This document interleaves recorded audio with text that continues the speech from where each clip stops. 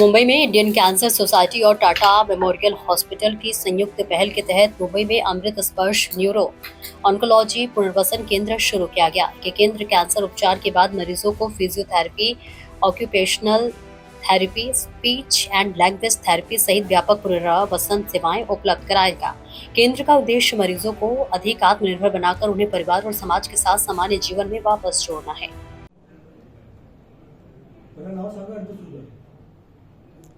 Start.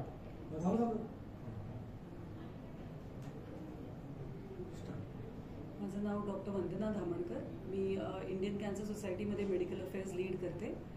आज 13 August 2026 रोजी आम्ही टाटा हॉस्पिटलच्या संयुक्त विद्यमाने एक आपलं अमृत स्पर्श नावाचं रिहॅबिलिटेशन सेंटर लॉन्च केलं आहे। तर हे जे सेंटर आहे त्याचं नाव आहे अमृत स्पर्श ICS-TMH neuro oncology rehabilitation centre.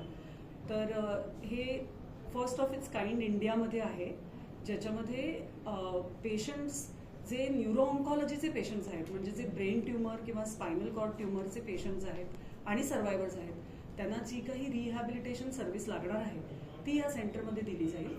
So Indian cancer society ही 1951मध्ये स्थापन झालेली संस्था आहे आणि 75 वर्ष या संस्थेला पूर्ण झाली आहेत 2026मध्ये। सो त्या उद्दिष्टाने आणि रिहॅबिलिटेशन हा एक इम्पॉर्टंट कॉम्पोनंट आहे कॅन्सर ट्रीटमेंटमध्ये, तर तो बऱ्याच वेळा निग्लेक्ट केला जातो।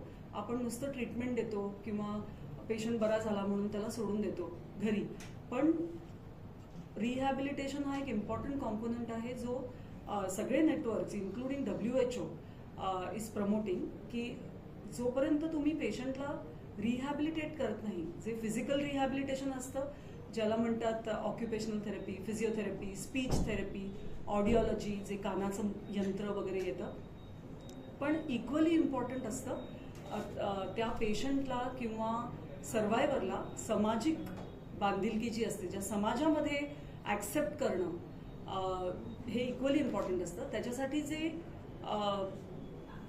सहयोग लागतो, त्याच्यासाठी जो सपोर्ट लागतो तो इंडियन कॅन्सर सोसायटी प्रोव्हाइड करणार। So Tata hospital medical rehabilitation देणार, फिजिकल रिहॅबिलिटेशन, आणि Indian cancer society will complement it through vocational training, त्यांना स्किल करायचं, त्यांना एज्युकेशन द्यायचं आणि back to main streaming. So हा उद्देश असणार आहे या सेंटरचा।